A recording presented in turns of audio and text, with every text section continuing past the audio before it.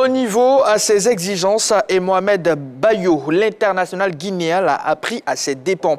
En effet, initialement convoqué pour le match contre le Paris Saint-Germain, où le Lille a pris une raclée sévère 7-1, l'attaquant guinéen a été écarté avant cette rencontre pour des raisons disciplinaires.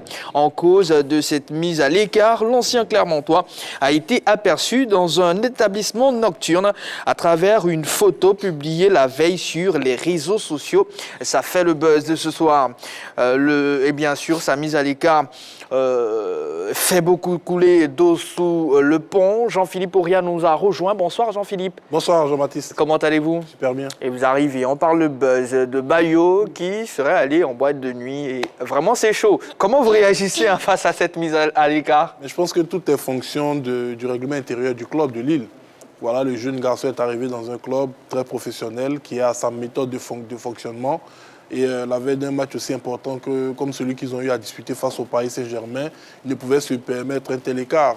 J'espère simplement qu'il reviendra à des meilleurs sentiments et qu'il corrigera donc cet impair qui lui a coûté d'être présent au moins dans la liste qui doit affronter les Parisiens hier. Sa mise à l'écart, Balo, est largement justifiée, vous pensez? Bien sûr, justifiée. Il faut rappeler que Mohamed Bayo est un récidiviste. L'année passée, du côté de Clermont, il a été suspendu pour quelques matchs pour conduite en état d'ivresse assorti de délit de fuite. Donc, véritablement, c'est un coutumier du fait. Je pense que ça doit être quelque chose à corriger dans sa carrière. Hein. On oublie de le dire. Aujourd'hui, je pense que le talent ne suffit plus pour être un grand footballeur. Il y a le talent, il y a aussi la conduite, il y a le comportement, il y a la discipline, il y a le globalement. travail. Voilà, donc, il y a plein de choses à revoir. Hein. Karim Benzema, qui n'était pas au summum de sa carrière et qu'il est aujourd'hui, c'est pas pour rien. C'est parce qu'il s'est acheté des analystes vidéo, il suit ses matchs régulièrement, il a une conduite hors football qui est impeccable. Donc, effectivement, ça se ressent sur la pelouse. Donc, Mohamed Bayo doit s'inspirer. Alors, Roger Stéphane, qui veut aller loin? Menace sa monture. Apparemment, il n'a pas bien compris encore la leçon, hein, le jeune Bayo, parce que c'est pas nouveau. Donc, c'est regrettable quand même. Je dis, pour un professionnel, vous jouez un match de football, quel qu'il soit, dans une division comme le championnat de France, et à 24 heures du match, vous êtes en boîte de nuit, mais il y a quelque chose qui ne va pas. Ça fait un. Deuxièmement, vous jouez le Paris Saint-Germain. C'est-à-dire que Lille doit jouer Paris Saint-Germain. Et lui, 24 heures avant, il est en boîte de nuit, mais il y a quelque chose qui ne va pas. Je ne sais pas qu'est-ce qu'il peut expliquer un tel comportement de la part du garçon, qui pourtant a de très bonnes qualités. C'est l'un des pions essentiels de cette équipe lilloise, qui a été racheté à prix d'or il n'y a pas longtemps. Donc, je ne sais pas pourquoi il fait ça, mais c'est un peu dommage. Moi, j'espère simplement qu'il ne va pas... C'est un peu dommage, hein, parce que le football, là, la marque des grands, c'est le professionnalisme. Hein. C'est le centre du sacrifice. Pourquoi, et tout de suite, on pense pourquoi Cristiano Ronaldo, Cristiano, oui. à 35 ans, 36 ans, est encore performant? Mais parce que c'est un professionnel, tout simplement. Est-ce que vous savez que beaucoup de jeunes footballeurs africains ont gâché leur carrière pour cette attitude-là? Ou alors certains n'ont pas atteint les sommets à cause de ce comportement. Les virées nocturnes qui finissent par des vacances prolongées, des excuses bidons pour revenir au pays et aller s'amuser. Nous, on avait un bel exemple ici que je ne vais pas citer pour ne pas me faire beaucoup d'ennemis. Mais ce n'est pas normal. C'est pas normal, c'est regrettable. Bon, maintenant, sa mise à l'écart est tout à fait justifiée. Il faut d'ailleurs qu'on le sanctionne encore pour qu'il comprenne qu'il n'a pas le droit d'avoir une telle attitude dans le groupe de Lille. Et parlant de sanctions, Roger Stéphane, vous faites bien parce qu'on l'apprend à l'instant. Il a été, selon l'équipe, envoyé dans l'équipe réserve jusqu'à nouvel ordre. Eh bien, ça, c'est très bien. Voilà. Et j'espère qu'il va retenir la leçon. Yelo. Non, je pense qu'il mérite cette sanction-là, en plus d'être mis à la disposition de l'équipe réserve. Il écope aussi d'une amende dont le montant n'a pas encore été spécifié. Je pense que le président du LOSC avait jugé son attitude d'une attitude irresponsable, inadmissible, et surtout à la veille d'un match contre le Paris Saint-Germain. Je pense que c'est une attitude très déplacée de ce joueur-là. Il pourra prendre des conseils avec ses petits frères de la réserve, et puis pourquoi pas revenir plus fort avec l'équipe type. Jean-Philippe, Lille prend une sacrée raclée face au Paris Saint-Germain. Il n'est pas forcément responsable. Mais est-ce que c'est un joueur important. est-ce que cela ne justifie pas vraiment Moi, je vous l'ai dit tout à l'heure. ces différentes sanctions? Ouais. Je voulais tout à l'heure que j'espère qu'il ne va pas accuser un pauvre vieux du village parce que souvent, c'est ce que ces joueurs-là nous donnent de voir. Quand ils ont des tels de boire, ils essaient de trouver La bête quelque part. la bête dans le mysticisme, alors que c'est leur comportement même qui crée cela. Le Paris Saint-Germain actuellement, qui peut les jouer?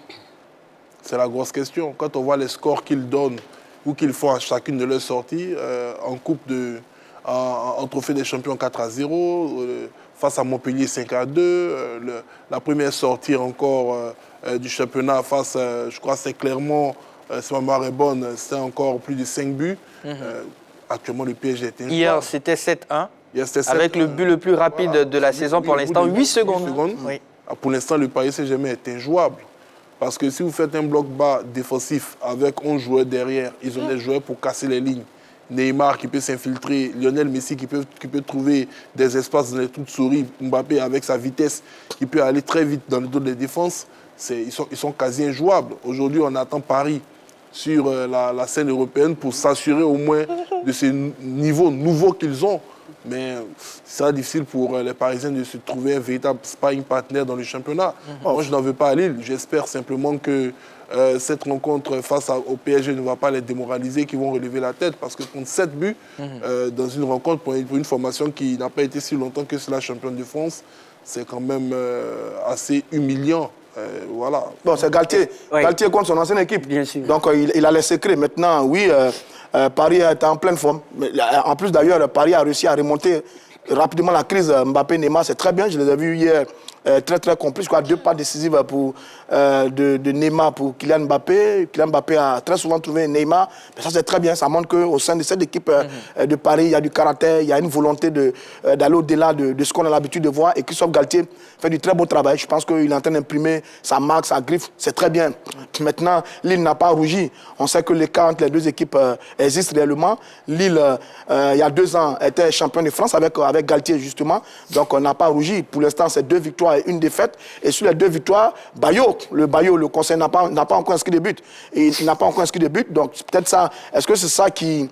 je ne sais pas, qui le perturbe et qui l'amène en boîte de nuit pendant qu'on prend un match important, je ne sais pas trop. Mais dans tous les cas, oui, bravo au Paris Saint-Germain qui commence bien, qui envoie un signal. Est-ce que cette année encore, Marseille, Monaco, Lyon, Lille pourront tenir devant cette équipe Paris Saint-Germain? Je ne crois pas. Quelqu'un a dit que c'est encore un championnat à sens unique.